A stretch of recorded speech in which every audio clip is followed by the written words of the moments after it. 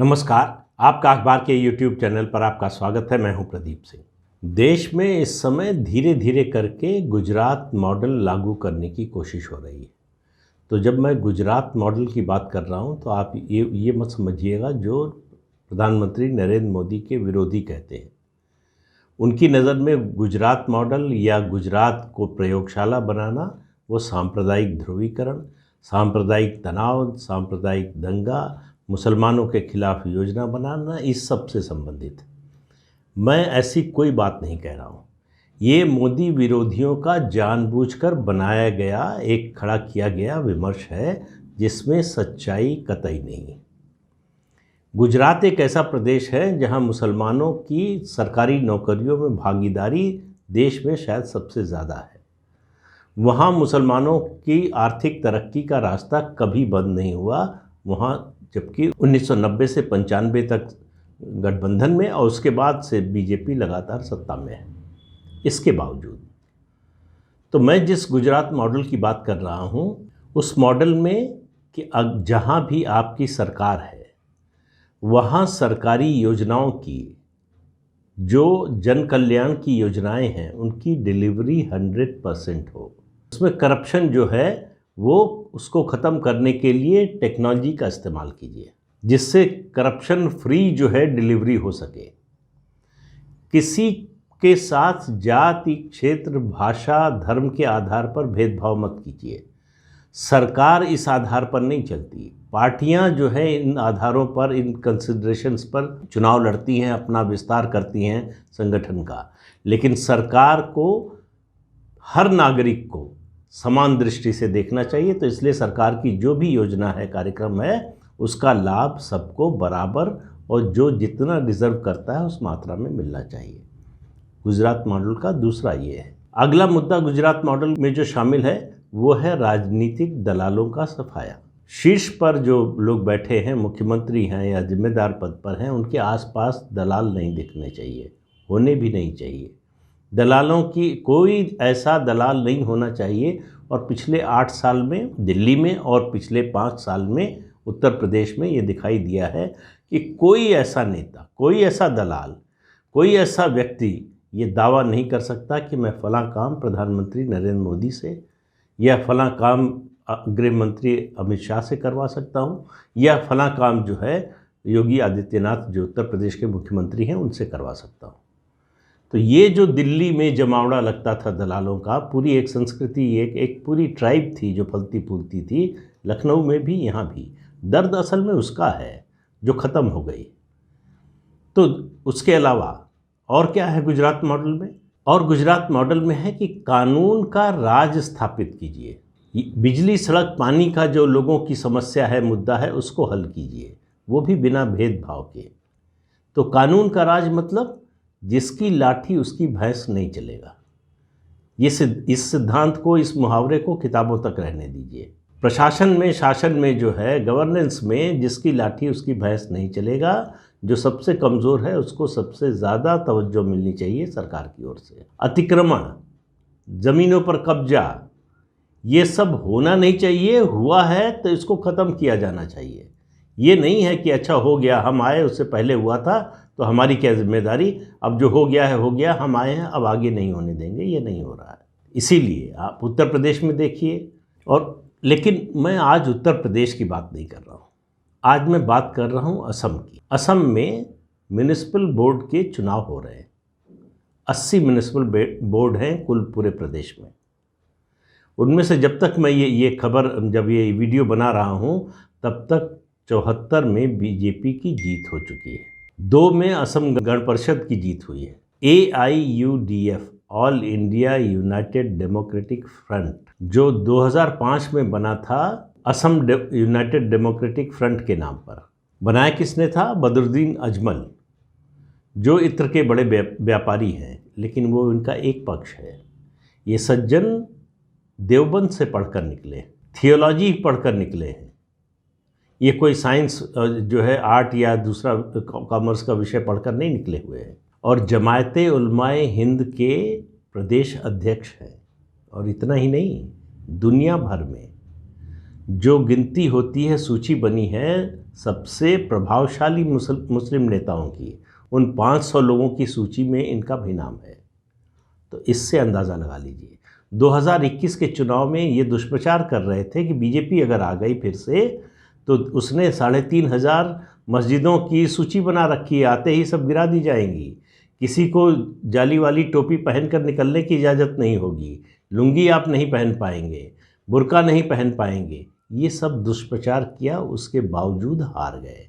कांग्रेस से अलायंस किया, इसके बावजूद हार गए। और इस चुनाव में, म्युनिसिपल बोर्ड के चुनाव में, एक भी सीट नहीं मिली। लगभग वही हालत कांग्रेस की है, एक सीट पर कांग्रेस लीड कर रही है, एक जगह पर। वो भी लगता है कि काउंटिंग पूरी होते होते शायद कांग्रेस को वो भी नहीं मिलेगी। तो म्युनिसिपल बोर्ड से असम में कांग्रेस का सफाया हो गया।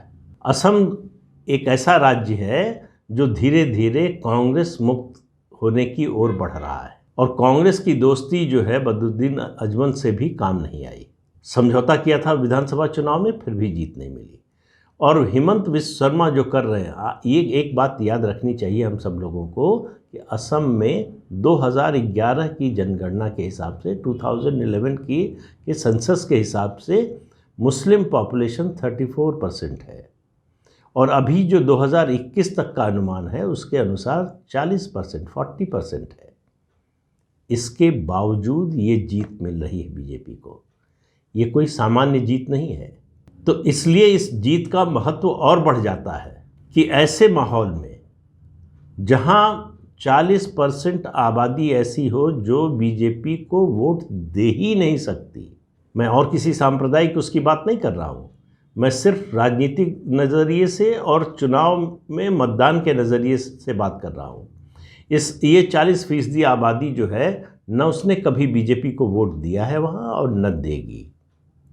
इसके बावजूद जिस तरह की जीत मिल रही है, जिस तरह की बात हेमंत बिश्व शर्मा कर रहे हैं, जब ये सब बयान दे रहे थे अजमल, तो हेमंत बिश्व शर्मा ने भी एक बात कही।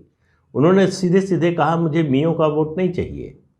अच्छा, उनसे पूछा गया कि क्यों बोला आपने, चुनाव में कोई ऐसा बोलता है कि फलां का वोट नहीं चाहिए, इसका वोट नहीं चाहिए?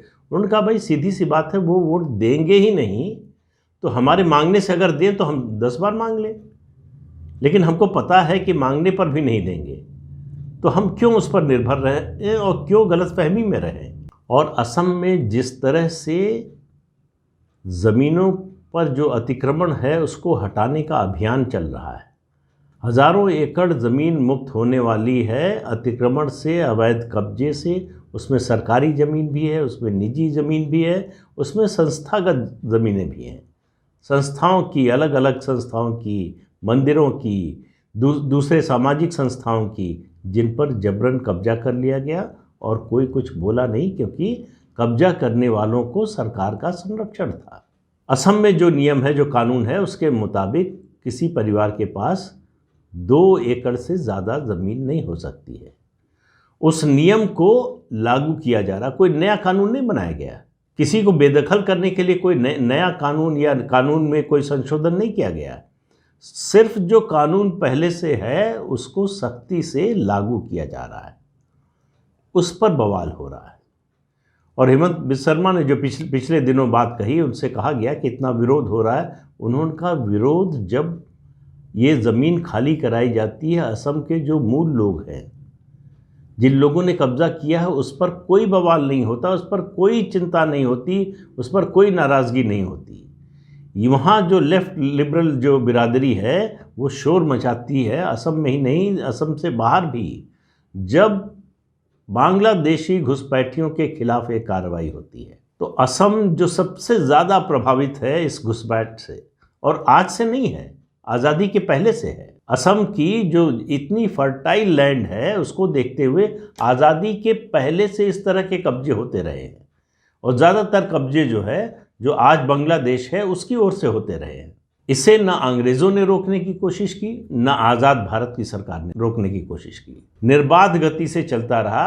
अगर बीजेपी की सरकार ना आई होती 2016 में और दोबारा 2021 में, तो काजीरंगा नेशनल पार्क जो है वो आपको एक स्लम में बदला हुआ मिलता अगले 3-4-5 साल में, सिर्फ, ज़्यादा समय नहीं लगता।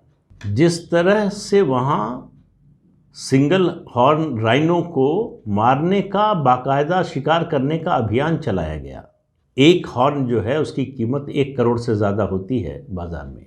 मारने का, उसके लिए केरल से, तमिलनाडु से शिकारी बुलाए जाते थे, उनको मारा जाता था। लगभग आपने अगर आपको याद हो तो पिछले 7-8-10 सालों में ये खबर बार बार सुनी होगी कि सिंगल राइनो की प्रजाति खत्म होने की कगार पर है। आज उसकी आबादी बहुत ज़्यादा पहले की तुलना में बढ़ गई है। उनका संरक्षण हो रहा है, उनके संरक्षण के दूसरे उपाय किए जा रहे हैं। तो एक सरकार जिसकी नीयत कानून का राज चलाने की हो, ये सब बातें मैं इसलिए बता रहा हूँ कि अगर शीर्ष पर बैठा हुआ व्यक्ति, अगर उस पार्टी की नीति कानून का राज स्थापित करने की हो तो सबके साथ न्याय होता है, किसी के साथ अन्याय नहीं होता है। लेकिन जिसकी लाठी उसकी भैंस वाली मानसिकता के जो लोग होते हैं उनको बहुत परेशानी होती है, और उनको परेशानी होनी चाहिए। ऐसे लोग आम लोगों के जनजीवन के लिए सबसे बड़ा खतरा है। वो आपके मन में लगातार 24 घंटे 365 दिन एक असुरक्षा का भाव पैदा करते हैं कि कब उनके पैसे छीन लिए जाएंगे, कब उनकी ज़मीन पर कब्जा हो जाएगा, कब उनके मकान पर कब्जा हो जाएगा। ये कुछ किसी को पता नहीं होता। हर समय आशंका में जीते हैं, चुपचाप दब कर रहते हैं, बोलते नहीं किसी से, झगड़ा करने से बचते हैं। झगड़ा करने से मतलब अपनी सही बात बोलने से बचते हैं कि ऐसा ना हो कि ये जो है दबंग हो, प्रभावशाली हो और इसका हमको नुकसान उठाना पड़े। क्योंकि अगर नुकसान होगा तो सरकार और सरकारी मशीनरी हमारा साथ नहीं देगी, उस गलत करने वाले दबंग का साथ देगी। ये जो बात है ना, देखिए असम में जो कुछ हो रहा है, हेमंत बिश्व शर्मा कोई बीजेपी के पुराने नेता नहीं है, वो कांग्रेस से आए हुए हैं, कांग्रेस कल्चर के। लेकिन जिस तरह से उन्होंने एडॉप्ट किया है, स्वीकार किया है, इसका मतलब है कि उनके मन में कहीं ये इस तरह की सोच पहले से थी। वरना और भी कई लोग कांग्रेस से आए हैं, उस तरह से वो घुले मिले नहीं है भारतीय जनता पार्टी की संस्कृति में, उसकी कार्यशैली में। उन्होंने न केवल उसे अपनाया बल्कि जिस तरह से और जिस निष्ठा भाव से और जिस कमिटमेंट के साथ जो है वो उसे लागू कर रहे हैं, वो भी प्रशंसा के काबिल है। अगर धीरे धीरे सभी राज्यों में, और मैं ये नहीं कह रहा हूँ केवल बीजेपी शासित राज्यों में हो, जो बीजेपी के शासन वाले राज्य नहीं हैं वहाँ भी हो, तो आप देखिए इस देश में जो क्षमता है, इस देश के लोगों में जो काबिलियत है, वो कहाँ ले जा सकती है इस देश को। इस देश को ऐसे लोगों ने लूटा है, दबाया है, पीछे रखा है, जो अपने स्वार्थ के लिए पूरे समाज के दुश्मन बने हुए हैं। तो इसलिए मैं कह रहा हूँ कि ये जो आज असम के म्युनिसिपल बोर्ड के चुनाव के नतीजे आए हैं, वो इस बात का इशारा करते हैं कि अगर आप ठान लीजिए, आपकी नीयत अच्छी हो और आपके मन में ईमानदारी हो, तो कामयाबी मिलती है, सफलता मिलती है। हेमंत बिश्व शर्मा को मिल रहा है। उत्तर प्रदेश में योगी जी ने ये करके दिखाया। 5 साल इतने बड़े प्रदेश में जहाँ इतनी मुश्किल थी वहाँ भी करके दिखाया। तो ये बदलाव का संकेत है, ये बदलाव का संदेश है जो और प्रदेशों में पहुँचना चाहिए। तो आज के अंक में इतना ही। अगले अंक में फिर मिलेंगे किसी नए मुद्दे के साथ।